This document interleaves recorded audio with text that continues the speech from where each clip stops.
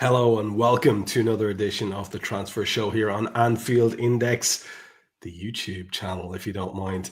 I am joined, of course, by Mr. Dave Davis to discuss the latest stories. Hey, Dave. Just everything. It feels like at the moment, Trev, I'm all good from Monday and still buzzing off that. Also, Sunday into Monday and everything else that is associated with that. A couple of journalists said, and this is true, it's no coincidence how Edwards, Hughes, Henry, Gordon, they're all in town and info and stories are coming out galore and things are accelerating, which is maybe a case of not everything out there will be true, but we're just here to talk about everything that's out there, really, aren't we? So, yeah, we will see. But exciting, mate. Exciting all round. Not just Johnny Henry, but Linda's in town as well. Stories linking Linda to Trent and having an influence with side-eye emojis. That's where we're at with this level of nonsense. But we will try to keep it in the realms of actual info that we've gotten without interpreting too much from the rest of stuff. Dave, you have a packed agenda for us, buddy. We best just get into it. And the first thing is, let's talk about the Trent contract, because we've just mentioned it, just brought it up. I want to do it quickly because there's no real news, but there are some different factors feeding into it. First one is we all saw the kid in the wake of Sunday's win. He looked like a kid in a candy store, very happy, very amongst his pals, very much part of everything. No suggestion that he's on the outside looking in. Now, you can read too much into that, Dave. It could be just a lad having a good time with his mates, safe that he's off on his next adventure. Or it could be a lad who has decided to free himself from the angst of worry about going elsewhere and what will it mean for his legacy, and he's all in. It depends on your interpretation. And I saw no evidence one way or the other to commit to one side or the other, and no evidence to change my mind that Trent is a very self-contained young man these days who will do what Trent wants to do. So what have we got by way of the new rumors around his contract? Yeah, I can't believe that it does actually feel like a transfer show that we're bringing things like lip reading and the owner's wife into the mix as credible things, actually. Now you say it even just now. But yeah, there was a lip reader hired by the Daily Mail to give us commentary on what was said between John W. Henry and Trent and people making sense of that. There was then, as it shows on the screen there, that Trent photo and Linda put the eyes on it and people went, well, she knows something that way. Then there was the third element on the day where the Cody Gakpo interview where we did the we're going to build on next summer. We've got Virgil, we've got Mo and maybe Trent. So everyone was like, hold on, the squad don't seem to know he's going and all that. So everyone was, well, not everyone, that's too far, but many were jumping onto that. But we just have to be honest about this. You don't want to engineer false hope. Every journal, everyone is on the same page now. No one has news that he's in negotiation still with Liverpool. They think no one has that at all. Just to be clear, all that's happening is all your journos and people are going, we still expect him to go to Real Madrid, but just that little get out of jail free line along the lines of, but you never know. And Sunday, you saw how he's injured. But just to be crystal clear, there is nothing from anyone right now that indicates Trent is staying at Anfield. So just for those who are of an optimistic bent, can we just tease out the one thing that is of any significance there? Side eyes emojis mean nothing to me. But what does mean something to me is a prominent member of the squad saying that he's not certain one way or the other. The maybe that's coming from Gakpo there. You say that in a very deliberate way. You don't mention the kid if he's not going to stay. You don't mention him if he definitely is going to stay. You say it in a more definitive way. So that to me means that there possibly is a chance that he's going to hang about. Maybe I'm fishing, Dave. What did you make of the Cody comment in terms of I can't see any purpose in saying maybe otherwise? Yeah, It's a weird one, and you get split opinion on this. And I fully understand that argument logic that he doesn't know and he's saying, and people say, oh, he's maybe just from the squad perspective trying to put a little bit of pressure in a good way on Trent, like we love you, we want you to stay. And I totally get that argument. I also understand it from the other side of people saying it's also probably just the squad protecting Trent a little bit at the moment. And I can understand that argument of like, well, if he says anything around the other way, he's isolating Trent differently from the other two. You also, as people mentioned, whatever we think of fans, and we've talked about this to death about our opinion on this, but you saw on Sunday, look at the squad. Trent was involved. Trent was at the forefront. Trent was being pushed in front of the cop. He is still, the way they see it, whatever happens, fully one of them, part of the leadership group. So it's always just important to remember the players are never going to see it how the fans see it by nature. It's different for them. So I don't know. And I can't prove it either way. But if you ask me for me gut, I just wonder if it's a little bit of Cody Gakpo gets on well with Trent and he's maybe just protecting his mate in the way he delivers that. That's a lovely bit of balance to my needless optimism, which I didn't even believe as I was putting it out there. But I'm glad that you gave that perspective because it allows people now to, think about it whatever way they want to think about it. By the way, if you're watching this show and you've been linked in by the Anthony Gordon message in the title, we will get there, but it will be the last of the Liverpool stories, just for the record. If you're sitting there chomping at the bit, desperate to say your piece in the comments about Anthony Gordon, hang tough, dudes. We will get there. The next story we want to look at is Ibu Konate and Curtis Jones and Connor Bradley, because we know that there are contract issues around all of those, and we heard various things about the latter two. The Curtis one was, people were saying that he was a bit disgruntled. The Connor Bradley one, there was great positivity about it recently, which spoke to a breakthrough. And then the Ibu Konate one, we know where that is. We've been given even numbers, whether they're real or not, but apparently they're approximately real.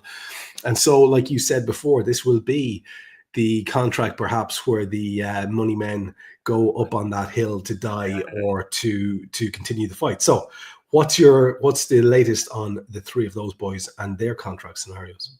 Yeah, Liverpool they're still trying for all three. When I say still trying, it's not the phrase of we're in last gasp saloon by any, regards. There's a year left to go on Konate. There's 2 years left to go on the two homegrown players as well. But yeah, I mean, Ibu came out after the game, didn't he, and said, it's between me and the club. It's very much cloak and dagger, that whole situation, isn't it? And it's quite clear the club wants to renew him, as we said before, on certain terms that maybe Ibu and his agent aren't going to fully agree to right now. So we'll see if there's any compromise on there, that something's going to happen. All the suggestions are this summer, one way or the other. But Liverpool are trying to get that done. And the same with Connor Bradley and Curtis Jones. Just the only real update we had on that is still talking to those two, but both of those players understand there's not the necessary urgency right now with those two because of time. And also there's a big Trent-shaped question and an Ibu-shaped question to deal with at the same time. So they understand it. It's probably not going to be a quick one for them. And there's maybe just a few priorities to sort one way or the other. It's interesting too that both Bradley and Ibu's contracts are going to be very, very, very affected by what we do by ways of recruitment as well. Because you imagine if we go out and buy a Trent replacement who's going to be locked in as first choice, that might change things with the Bradley negotiations. And if we go and push forward with the Hoyson thing, which we'll get to now, then obviously that's going to have a knock-on effect for Ibu as well. These are all the interconnection at this point of the season with the moves, and we always say that in this show, is so complex. And it's not only within the club; it's what happens at other clubs, and what happens with agents, and what happens with family, and what happens with opinionated dads. Lots and lots of factors there. In terms of our next story, though, we should have a look at some striker stories, and we'll start with Diogo Jota. And I want you to clarify something first, because a lot of people are talking about Diogo Jota, and I have used the phrase before about Diogo Jota as saleable asset. And by that, I mean, I love Jota. And when he's playing and he's in form, he's fantastic. He's a real asset. And, he's part of a Premier League winning side. What I would say about him is there is the injury issue. And at this point of his contract, I would imagine it's the most he's ever going to be able to accrue for Liverpool. Where is he with the contract? Because there are a couple of lads, I think Diaz is in the same boat, whose contracts are not in that dodgy, precarious situation. But were we to run on to this time next year, you'd be looking at them being much shorter, and therefore Liverpool expecting to get much less for those assets, right? Yeah, we've said it before, and because obviously we speculate, we just talk about what we think. And from all the news we were getting, you kind of had the feeling that for all the other movement elsewhere, Jota would maybe just run it down. Yes, he wants a new contract, but why would the club be wanting to give Diogo Jota a new contract? Let's just be, brass tacks. Look at his form, look at his age, look at his injury record. Why would you give Diogo Jota right now a wage increase or a new contract? It just wouldn't make any logical sense, would it? So there's that in the mix. So we all kind of went, oh, well, we'll probably just run it down and we'll see what happens. There might be a bit of interest. There's a few bits cut. Like, honestly, Chris Bascom wrote about it, didn't he? Saying there's Saudi interest in Diogo Jota. No one can seem to get if Diogo Jota's got any interest in this at all. But Chris Bascom, and, he's been mentioned there. And yeah, digging around, there does seem to be Saudi interest. But the other important thing to say is, because naturally when these things come out, as we do, you start digging around, you start asking, see what you can get. Where's this? Premier League clubs are interested in Diogo Jota. Premier League clubs, Trev. And we're talking like ones that, everyone will be thinking, yeah, you could probably draw that logical thing, like Newcastle, Wolves and others are definitely interested in Diogo Jota. The big thing that everyone's saying around this, and this is probably, I still struggle to kind of put something on this at the moment. How much is Diogo Jota worth right now? People will have a big, I think, variance on that in terms of people will look at his scoring record, but then people will look at his injury history, and people will look at his pedigree, but then people will look at where he is right now at the same time. And I mean, I've got to be honest, we watch him all the time, so you can make a good assessment. He looks miles off it right now.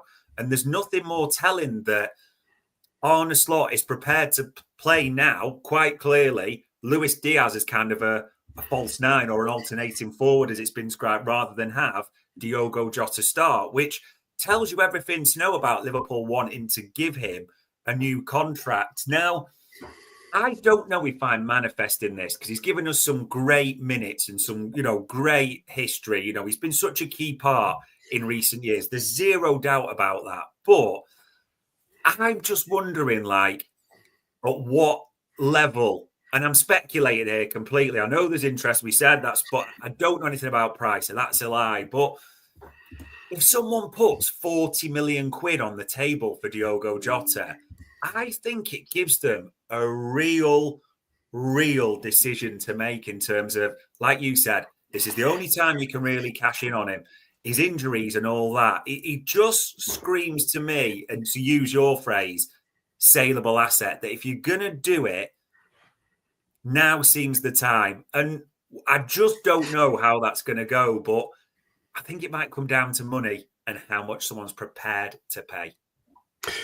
We signed him for a reported 41 million, unless my memory's gone askew. And Diogo turned 28 a couple of months ago. I think it was November, December time.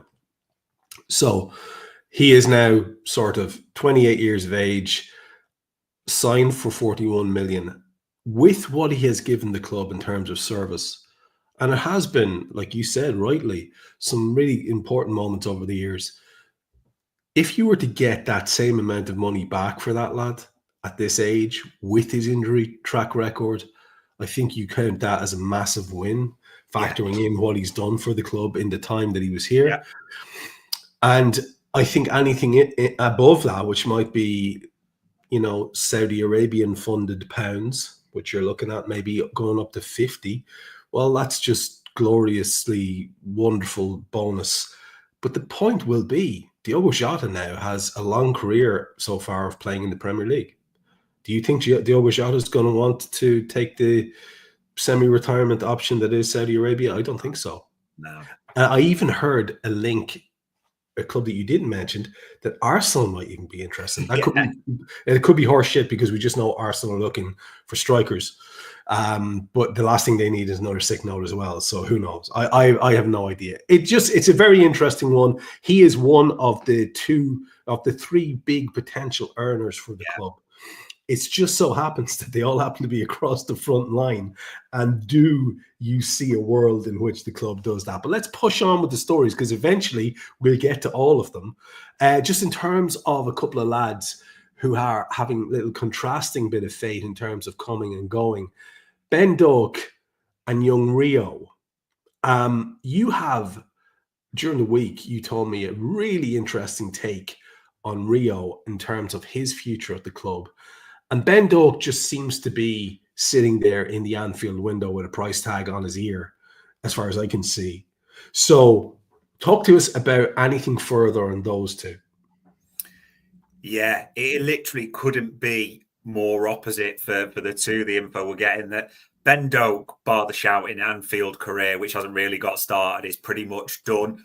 That it's seen as a good player, talented, can easily be a Premier League player. We knew last summer, and even in Jan, they were turning down bids, weren't they, from Ipswich Palace and the like. Bournemouth have got interested. Liverpool will just be about can they get the amount they want? So it's fully expected that Ben Doak moves on. And part of that is we've already got a number of senior forwards, but young Rio has kind of killed any chance for him. This is maybe, in the weirdest way, it's not a senior player, but it's maybe my most exciting story I've had this week, which I know I've sent you the screenshots and different bits. They really rate this kid. Now, people are going to be saying, oh, yeah, well, of course he's in it. No, listen to what I'm saying, people. They really rate this kid. Arne Slot really rates this kid to the point where it was even looked in the start of this year, do we promote him to the full senior lineup and think about minutes that way? But obviously, you look at Chiesa, he's getting, 5 minutes a game tops, isn't he? So, that decision was made against. But they really like this kid to the extent Liverpool are seriously prepared to look next season at going 5 senior forwards and Rio. They really rate this kid. They do not want to block his pathway to the first team, which I'm intrigued by this because we know Arne Slot, for all his brilliance, if the youngster's not there, like Bajcetic, Clark, bye, out my way, I need to train the senior player. So the fact that info's coming that Arne Slot really rates this kid, don't underestimate that because Arne Slot's not rating the kid unless he's got an idea of the pathway and different bits. So, yeah, probably my in a weird way, most exciting news of everything. Don't be surprised when Rio Ngamoa's around the senior squad fully next year. Watch how I've spun this in my head, Dave. You're going to love this. So 5 senior forwards plus Rio, to me, means that we move out 3 lads and get in 3 new lads. That's my big excited head for the day. We'll see how that goes. I'm not sure if there's any realistic possibility to that. Let's move before we go back to strikers and talk about young Hoyson, who is very much the flavour of the month.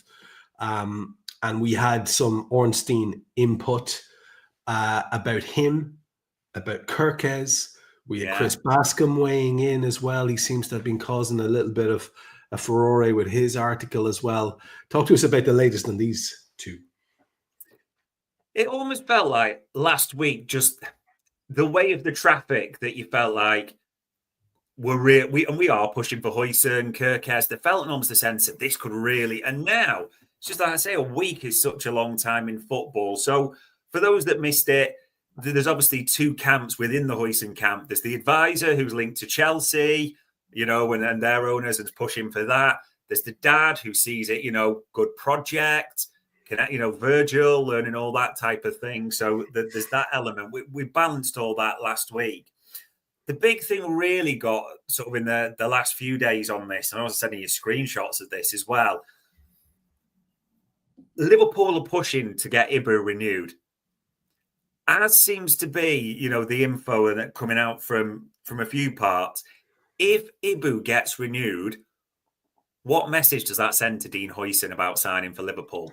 Because They've just renewed Van Dijk. They'll have just renewed Konate. Now, everyone knows it's always Van Dijk and one other, of course, but they're not renewing Konate on the basis that, listen, Ibu lad, you're probably going to do a job share with young Dino here. So you just when those, you've got to keep that in mind.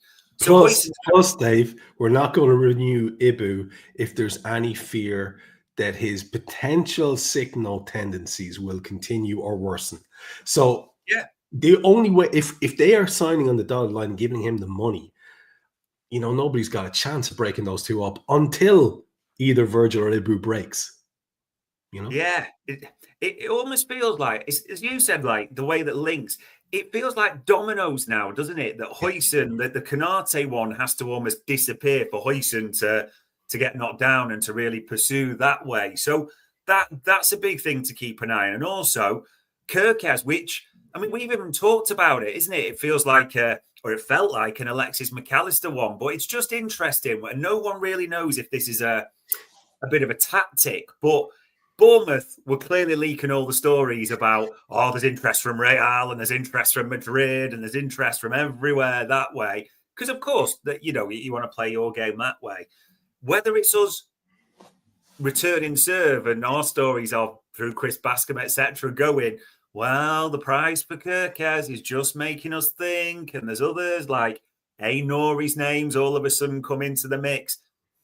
This is one where you just don't know if they're playing a game or there's truth in it. Yeah, there's a reason all the big FSG, all the suits, they're in town at the moment. Stories are flying around galore, aren't they? So some of them will be stories that are given to journalists, to be clear people, that the journalists are reporting in good faith. They're getting info and, analysts in good faith. But the club are quite happy for them to be out there, aren't they, for that reason? So I just don't know with this Kirkaz one whether it's true or not. Just to be clear, though, the info is out there that Liverpool are, the valuation, Chris Bascom reported it, it's clearly out there, no doubts at all. And other names are coming in the mix, like Nori again.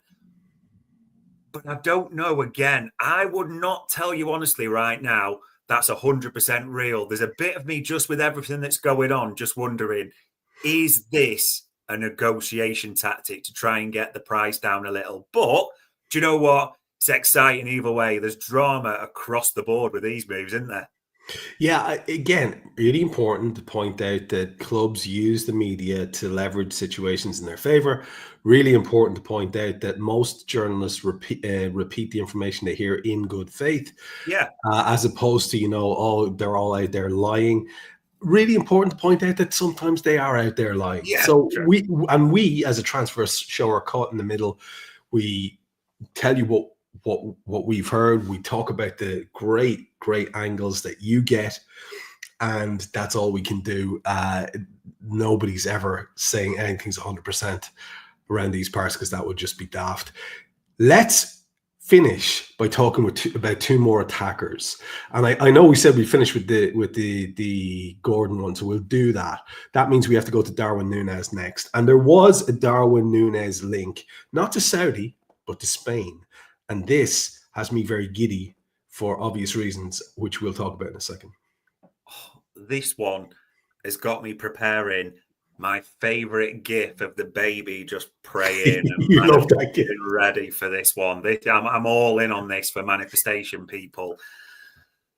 And it's only half a manifestation, because obviously we talked about Darwin Saudi. That's out there. There's no secret of that at all. But various stories from Spain about Atletico Madrid and their interest. Digging around this, 100%. Atletico Madrid really like Darwin. Absolutely. Differences, and we kind of alluded to it the other week. you'll probably get about, and again, it's not exact, but from the stories, 60 million or so, won't you? Maybe even more. They rejected more in Saudi, but that was January, so you're not quite sure. Whereas the reports have Atletico value Darwin around sort of 35 to 40 million. So there's a distinct difference there. There's no two ways about it. However, Liverpool do like Julian Alvarez.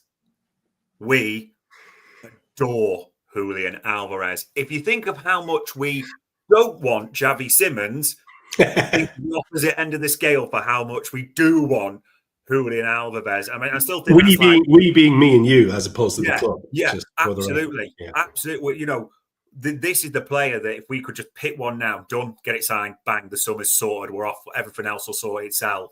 This would be that.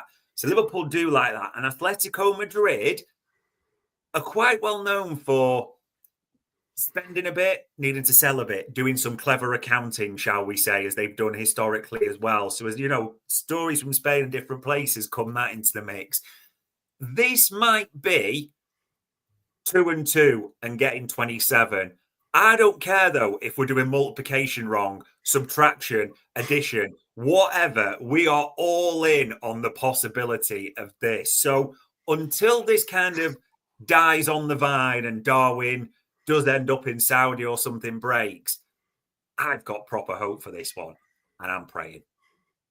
And can we just explore the possibility that this number of 35, which, you know, feels like Liverpool eating a big slice of humble pie and admitting defeat, who cares, A?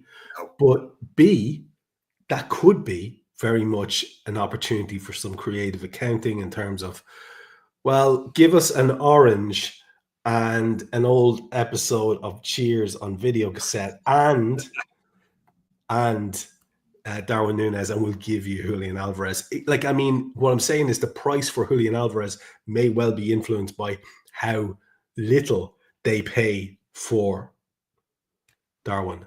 I can't see the attraction that they'd have for Darwin, but God bless them if it's true. And like you said, I'm manifesting it.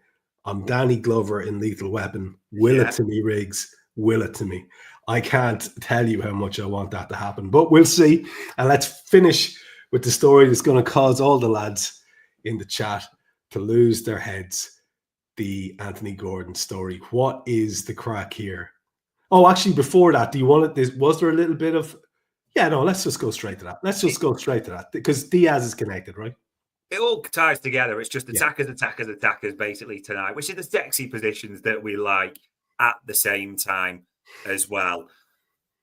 Yeah, people probably see it on the screen, the tweet from good old Pipe Sierra around Luis Diaz. And it's weird, isn't it, with Diaz a little bit, because there's almost been a sense of inevitability that he's going a bit like Nunez. And, you know, we were just waiting for this to develop. We know he's had the Saudi interest, as has been well reported.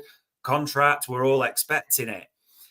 But it just feels like in the last, I don't want to say few weeks, maybe it's just because of his form recency bias, who knows? But like has been tweeted and people have been suggesting, would Liverpool actually renew Luis Diaz, even with the option of, you know, you keep him for a year and do that because of all the other things left to do in the forward line. He can do well. He's brilliant at left wing. You know, he's can play the false nine, if you want to call it that.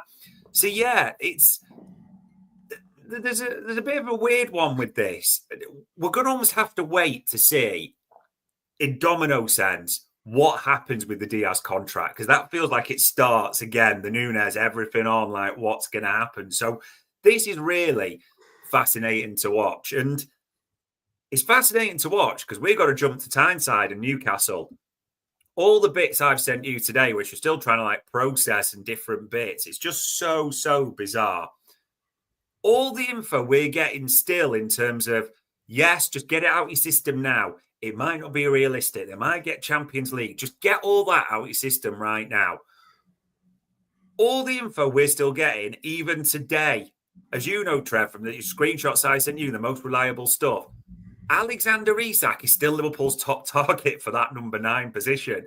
And before you start, we're like, the injury record, Newcastle probably get a chat. There's a million reasons, there's 120 million reasons why this probably won't come off. You suspect that. But the noises coming around are still that Liverpool are trying to get Alexander Isak, which you kind of thought they'd have just given it up a little bit by now, wouldn't you? But, the fact that this is still coming out is bizarre. And then Diaz. Where does Diaz play? Centre forward, but predominantly left wing.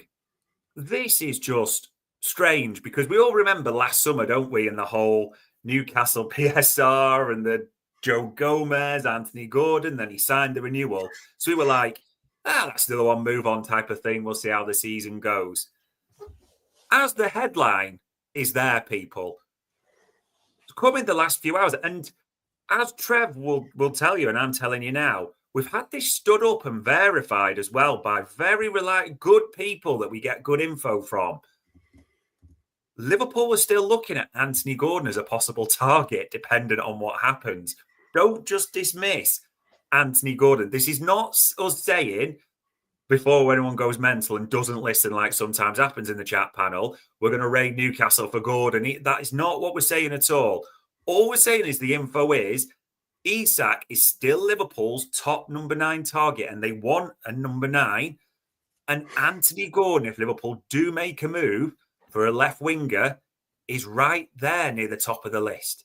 So I don't know how I feel about this one, because it's not Xavi Simons, boo. It's not Julian Alvarez, hooray. It's just kind of like a Larry David type of thing, isn't it, really? I don't know, but yeah, there's all your info, Trev. Well, it's, again, sometimes I despair. People saying we're not going to sell cheap. We never said we're going to sell cheap. We said there might be some creative accounting.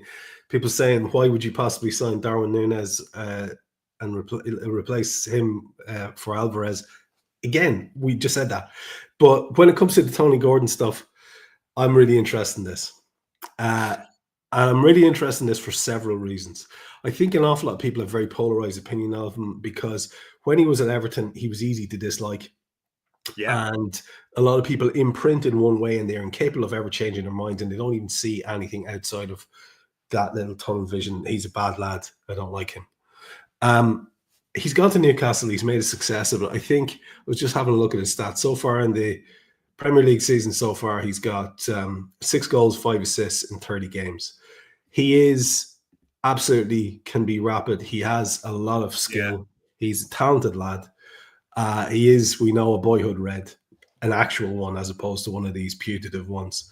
So, I mean, there could be an awful lot that could work there, and I would never rule out any player coming to Liverpool on the basis of just some little small idea you had of him in the past. From what I've seen of him, there's a footballer there. Is he better than Luis Diaz? I don't think that could be argued at the moment. But if Luis Diaz wants out and the club want to sell, then we have to replace someone on that side, theoretically.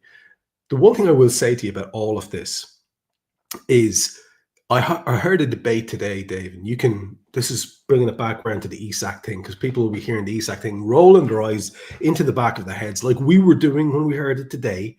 Yeah, safe in the knowledge that this guy is going to cost too much for us, surely, for the love of God. We all know how we operate. But there was a debate going on amongst several different pundits talking about, can you imagine if Liverpool had a high-scoring number 9? Yeah.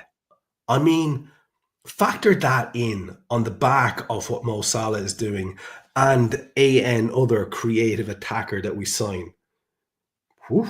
I mean, it starts, and Cody Gakpo doing bits and lads from midfield doing bits. I mean, there's no reason why we don't take a big step up next year on the back of a goal-scoring number 9. So you can see why this is an absolute priority, and you can see why Isak, because he's so quality, is a story that won't go away until it goes away. But I think everybody's going to be unsurprised that we're cynical about that one as well. That, I think, is us on the Liverpool stuff. So let's move it sideways to our colleagues around the Premier League and start with... One more. Oh, go on. What have we got? I've not even told you about this. Oh, I love a surprise. But yeah, we talked about the gaslighting and throwing the petrol on the bonfire about a big summer and all this. So for those that have probably seen it, we've done a number of pods today. So we had Lewis Steele on, Paul Joyce will be out later and all this. And, David Ornstein's been mentioned. Big summer keeps getting said, doesn't it? And like Liverpool have got, big money to spend and all this type of thing. And I even just chatting to Lewis, he's a brilliant lad for anyone, who's seen it or watched the pod already. I said, I nearly thought about, just apart from the meltdown, I could have put war chest, but the editor pulled it out. So they get it from the other side as well. But was quite clear. David Ornstein said that, and I know, look at that. Before I've even finished my sentence, people are putting, we heard this last year, we heard it, like, it's all nonsense. Like, let me get the sentence out before you slag it off. Like, hold. Yeah, just hold the fume a little bit for a second. So there's that in the mix. But Lewis Steele and a few others have been unequivocally clear. Their information is that Liverpool have, there is real money there to spend, and Liverpool are looking at it. The second thing that a lot of journos are really focusing on and have taken, and the club briefing is the same. Arne Slot has said repeatedly in games about there's games where we should have finished teams off 4 or 5-0, but we just don't clinical. We're not like a Manchester City who can score all those chances. He's repeated that a number of times. And he even reiterated it again when he was asked about how do you keep this going, and said, the standards are the same. They don't drop, but we'll look at things. And that got mentioned and it wasn't a link to a transfer, but just on the pod with Paul Joyce when we were talking about next season, that keeps coming up about the need to add those goals to the team more than anything. Despite the fact, we're top scorers. So jump on that in a second. Your fume can come in a minute. Just listen for 1 sec. So the names that are still coming out, as that are still there. Liverpool, as many journalists will tell you and are out there and are saying it, Liverpool are clearly looking for centre forward as a priority position. Liverpool know they want a proper number 9. That's why you're hearing names like Isak, who again, our info is he's the top priority, the top target. You can all fume about whether you think that's real. That's why Alvarez is being mentioned. Osimhen, Sesko in the mix. Ekitike, probably price rules him out. But Liverpool are looking for a proper number 9 at the moment. And if you want a proper number 9, they are not cheap. Now, the pièce de resistance I've saved from the bits I've got today as well, Trev. Liverpool want a proper number 9. They know they cost money, but it's not like they'll go down. Liverpool are not a club that goes, it's not guess who is it? We can't get Isaac. We won't go out, like ding, ding, ding, ding, ding. We won't go to option number 12. That is not how Liverpool work. If Liverpool can't get the calibre and the quality of number 9 they want, Liverpool are looking at alternatives. What we mean by that is there's players that can play wide forward, but could also alternate as the 9, like Mo Salah could as well. So don't be surprised if you cannot get those top targets if we move on to the alternate plan as well. You're not going to throw out alternate plan without a name or two for us, are you? You are, aren't you? No. To be fair, part of and I still like, this is why I'm struggling even more now with the name. Gordon was mentioned in the mix for that, and I'm like, Anthony Gordon at number 9, but has played like as almost a false 9 for Newcastle, could be an option there. The other name that was really mentioned, and again, I don't know if I kind of like it, but I don't. And Mbeumo. Yeah, and that's one that's been around for a while. Yeah, but again, people, because I can see, look at the fume started already, hasn't it, about how you're rating. This is just the info we've got. Just to be clear again, if we could do anything, we'd sell kidneys to get Julian Alvarez to Liverpool. We think that would be the game changer. But just telling you the info that we've got over the last few days. And there you go. And before we move on to the rest of the Premier League and then Europe, just a little bit of how the sausage is made here. When Dave supplied me with the info that he gets, and we talk about it before the show, and he was saying, the talk is there's a lot of money. you know, the proverbial war chest, that old chestnut. What did we both say? What did we both say to each other? Let the gaslighting commence. That's what we both said. So we're just the same as you watching and listening to this. We have the same degree of cynicism, and yet, you know, it's our job just to tell you what we're hearing. You go and make of it what you will, but again, stop shooting the messenger, please. In terms of other clubs, let's start with United, because that's always fun. And United are being linked with Cunha. And there's a little wrinkle in this, which I find very amusing, because we had been linked with that player. And then he started to go off the rails a little bit. Now, there's no arguing with the kid's talent, but there were a few sort of very publicly profiled displays, shall we say, from this lad. And I wonder, is it that, you know, maybe our interest might have cooled on the back of those? United, however, seem to be very, very strongly linked with him. Talk to us about this. It almost feels like you use the reference, a terrible set of lads. That seems to be the reference for a United signing, doesn't it? Like, get him in. Come on, Matthias, you can sit next to Jadon, who's coming back and no one wants, and probably Paul will make an appearance, and Anthony will come back when Betis don't do the deal.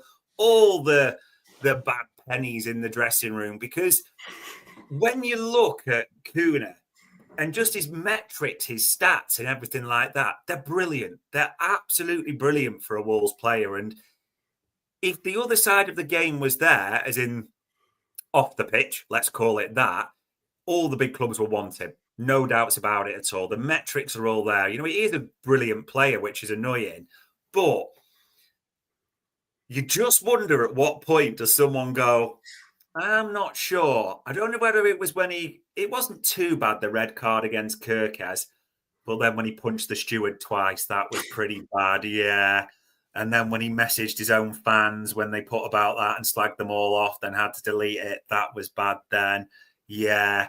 And then when Arsenal fans said, come to us and impassioned play, and he tweeted back to say, why would I leave one shithole for another? Yeah, probably things just... Sometimes things just can't be ignored, can they, somewhat? So,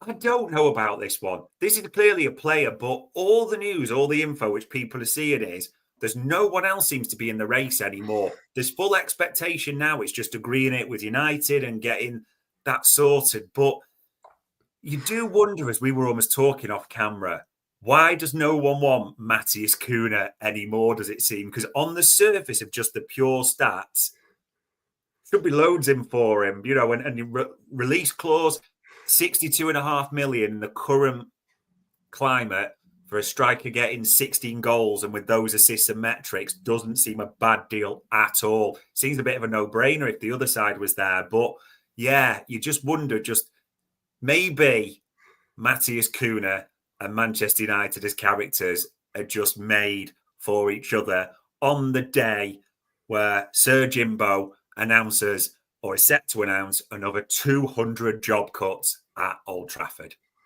Yeah, it's a perfect link at the end, because it's hard to read and understand all the information you've given us there. The fact that nobody's really in for this kid except for United.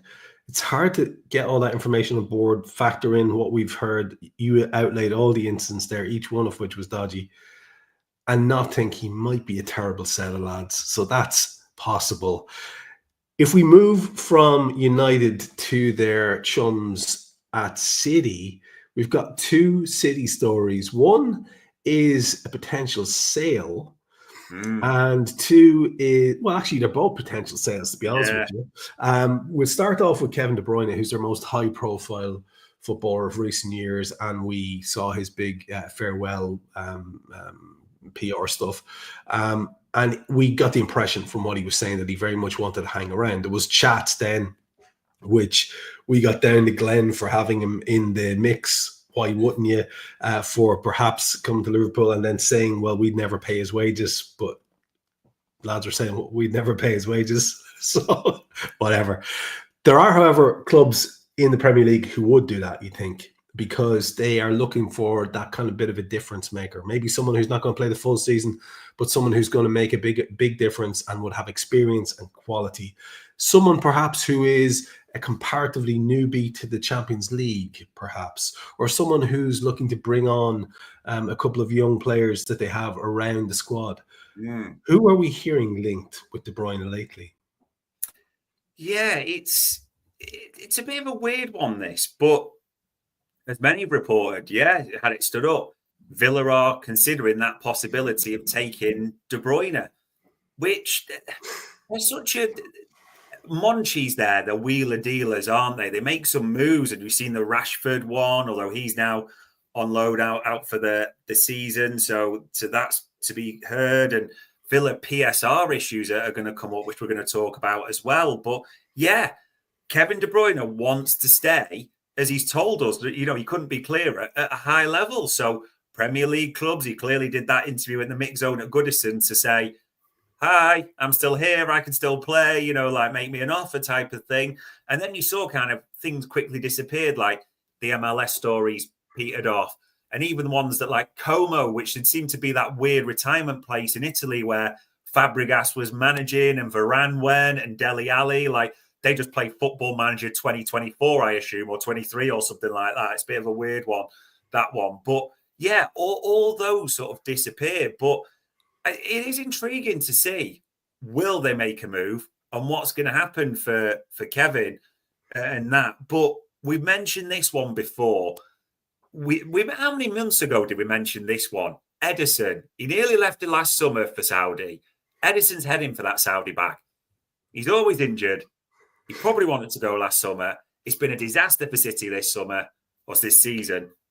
Ederson's off, and Saudis will stump up the cash. We talked to it before. They're looking for an elite goalkeeper to be over there as well. So he's expected to go, and Diogo Costa, the Porto and Portuguese number one, is well expected to come in. That's interesting. And it makes a lot of sense. And like you said, it's not as if it hasn't been flagged up adequately in the past. But to bring back Villa into it just before, you mentioned PSR. And, we know that there's ways around. We were talking before about how there could be some inventive trading done if we were to get this, highly unlikely, but dream Alvarez in and Darwin out thing done. There could be some inventive transfer fees put in the books. Villa and Chelsea are looking at doing some sort of a deal, and it might come back to this PSR stuff you were talking about. Yeah, this one came out today. It's from Miguel Delaney. Chelsea are targeting Morgan Rogers. Now, this is a name a lot of people have got interest on. We've got a lot of interest. I love this player. I think he's brilliant. And if he is on the market, Liverpool should be rat and drain pipe style and all in on that. Really should be. No two ways about it. But as it says there, Villa obviously don't want to sell, but feeling in that their football that the PSR churn, it keeps coming out, whichever journal we speak to, Villa and PSR, that Villa are right on the line already. And actually, if they don't get Champions League football next season, don't finish in the top 5, it is a bit precarious for them in terms of they want to probably sign Rashford, don't they, on a permanent deal? So that's 40 million quid. Well, you're already in a bit of trouble there, aren't you, with PSR? So then you want to do this. So you're then looking to probably sell to buy. And we've talked before about the likes of Kamara. Who would there be? I would argue right now, Morgan Rogers is their most saleable asset. Having a brilliant season, young age, broken into the England squad. They could get top dollar for Morgan Rogers. And to be honest, there's a little bit of me wants this to be true in the sense of we hate Chelsea, but I want Morgan Rogers to be on the market, because if Morgan Rogers is on the market, we need to be in there. And Liverpool have watched Morgan Rogers in the past as well. I'm not hearing from you or from anyone else there any, reported fee that Rogers could be available for, which I've always found quite interesting. Did you see anything even vague in that regard? No, again, he's a kind of hard. I've seen 70 million mooted, but again, It's like on what basis? Because he's a hard one to price because he's a more recent breakthrough. So that comes into the mix. All his attributes are brilliant. He can play in a multitude of positions. That comes into the mix. English tax comes into the mix. Is obviously a big one as well. You're going to have to pay an English tax for someone like Morgan Rogers if you wanted to get him. I just don't know what you can say he's worth exactly. It's so hard because of his versatility and his style and the way he plays.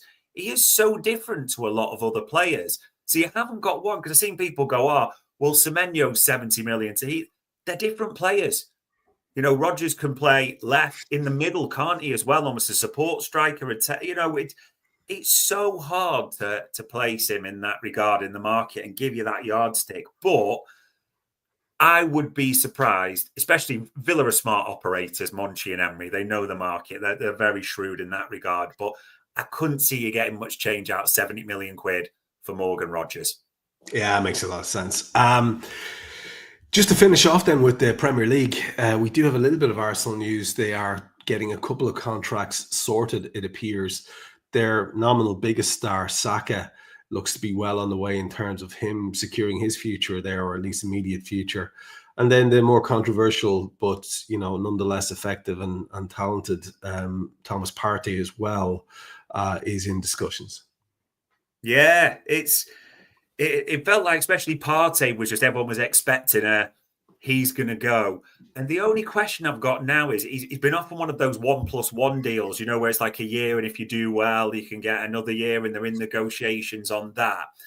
A lot of people are asking that the fact he's being offered this deal, or they're negotiating with him, what does that mean for Zubimendi and that move? Because remember, Arsenal fans were telling us, that's nailed on. He's coming. Yeah. And we said, just hold on. Just like we're in Real Madrid and other, don't sort of put all your eggs in that basket. So it is interesting to see if Partey does actually sign, what's the knock-on impact from that one? And why are they trying to get Partey to sign if they were going to get Zubimendi? It would seem a natural switch out for the two. I know people will say Jorginho go in, but in terms of starters, isn't it, as well? So there's that in the mix. And Saka, bit of asset protection.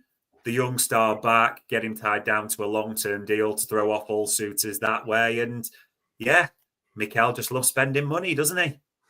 I'm gonna just assume that the interest in Partey is because good old Mountain Nance has decided he doesn't want to be too far away from those mountains, and he's going to take the Madrid bag. That would be my guess. Watch this space. Let's go out and about beyond the Premier League and look at Europe now. We'll start with PSG. We'll move on to a player that Liverpool have been linked with just to get some Reds-related stuff in the end. And we'll finish up with good old Uncle Carlo. But PSG are being linked, of course they are, with this wonder kid that nearly every club, including Liverpool, are being linked with. Talk to us about who it is, remind everyone who it is and why it is everybody wants him. And where's the heft behind this PSG story coming from? Or is it just they have all the money? Probably yes to all of the above. Yeah, Franco Bastanu, one of the stars, young stars, shining in River Plate's team. We know how it goes for those youngsters, don't they? Like the Saviolas, the Amarts. They move to Europe at a young age. So it's interesting that all the stories in Europe are PSG are now right at the forefront for this kid. And PSG will pay brilliant money for young South American players like Beraldo, as they've done it in the past. And there's the other young kid that escapes my name that they got from Corinthians in the summer as well.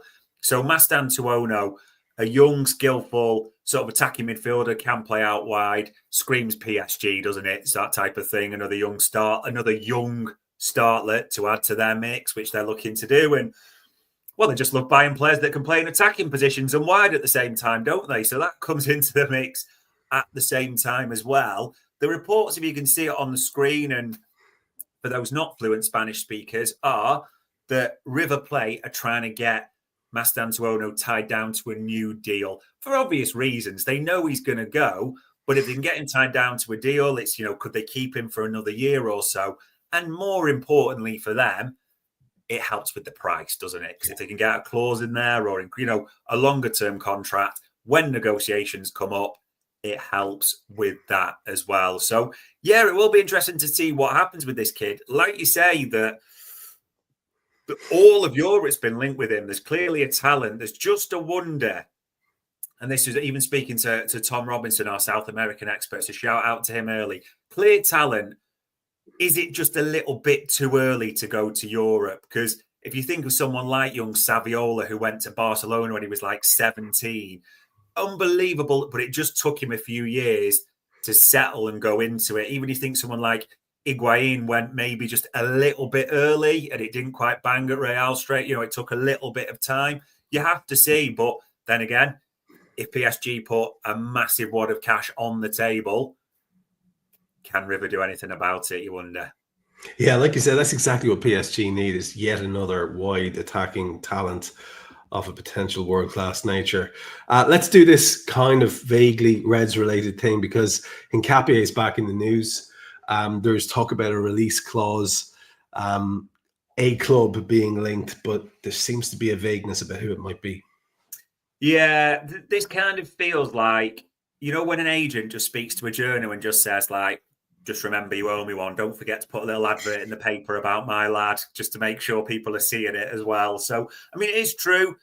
Piero Nketiah, people will know the name. People will probably be manifesting him, as we've said before, as someone who can play left back and centre back. And I completely get it. A very talented player. I'd be over the moon if he was added to our squad. The release clause, around 60 million euros, so about 53 million quid, around that amount, 23-year-old as well. As it says, yeah, inquiries have been made. It's one of those where he's talented. He is a player. There's no two ways about it. A lot of clubs would love to get him. The price is interesting, because when you're paying that type of price and you're getting a player of that caliber, you're almost thinking, well, they've got to be in the first team straight away, because you're not paying that sort of money to be. And this is a guy that's paying, for his country, Leverkusen in the Champions League week in, week out. So he's going to want first team football at the same time. So it's interesting. I would love him for us, and I'd love him to almost be on that left side and change the way we played a little bit. That would be absolutely sensational for me. But in simple terms, there is a clause. It's clearly being advertised. They are touting for offers to see what they can get. And who can blame them if you've got a player like that available for sale? And we'll finish off then with Carlo Ancelotti. And there's a little bit of a sort of back to Real and Rodrigo chat here as well, just to finish us up for today. Yeah, Carlo, I mean, it's the worst kept secret in football, isn't it? That Carlo Ancelotti is going to be the Brazil manager when he finishes that contract with Real Madrid, which we all know is coming at the end of the summer.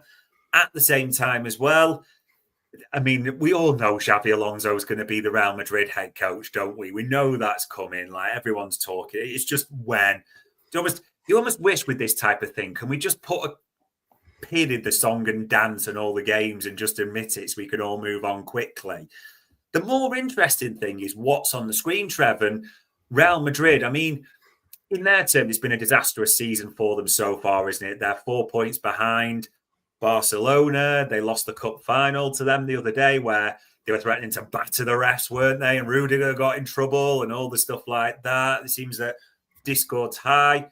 It's not really working too well with Mbappe, Vinicius, and all this type of thing. So there's very much a feeling that Real Madrid are going to need to remodel the squad, make a few changes in that sense. And to do that, well, we know Real Madrid don't like paying money for players, do we? As we know with Trent Alexander-Arnold, they tend to like a good free and massaging the figures, shall we say, in that way of how they appear. So they're going to want to raise some money to do all this. And the names are probably not a surprise to people. It wouldn't be any surprise if the likes of Tchouaméni, a player that we've been linked with, ends up leaving to raise a bit of cash as well. But it doesn't seem to be in favour. It's not been as great a season. And I think he's struggling with the balance of the team, Rodrigo, when you watch Real. If you think back to last season when they won the European Cup, the league, it was very much a case of Bellingham was a false nine, wasn't he? And Vinicius was on the left and he's on the right. And it flowed beautifully, like with that whole setup. And Mbappe's just not working for them. I'm not sure you can carry Mbappe and Vinicius. So maybe just Rodrigo is the victim of that, and wouldn't be surprised if he does want to get sold. The question is, and people would say, like, Liverpool will be in for Rodrigo. Got nothing on that at all. If he is on the market, I've got nothing on that to tell you. I would be intrigued to see what is the market for Rodrigo, because he's a name, 24, pedigree, won trophies. It would be fascinating to see. But, yeah, it would not surprise you if there's a few because most players at Real Madrid are high profile, if there's a few high profile departures from Real Madrid and things get remodeled somewhat.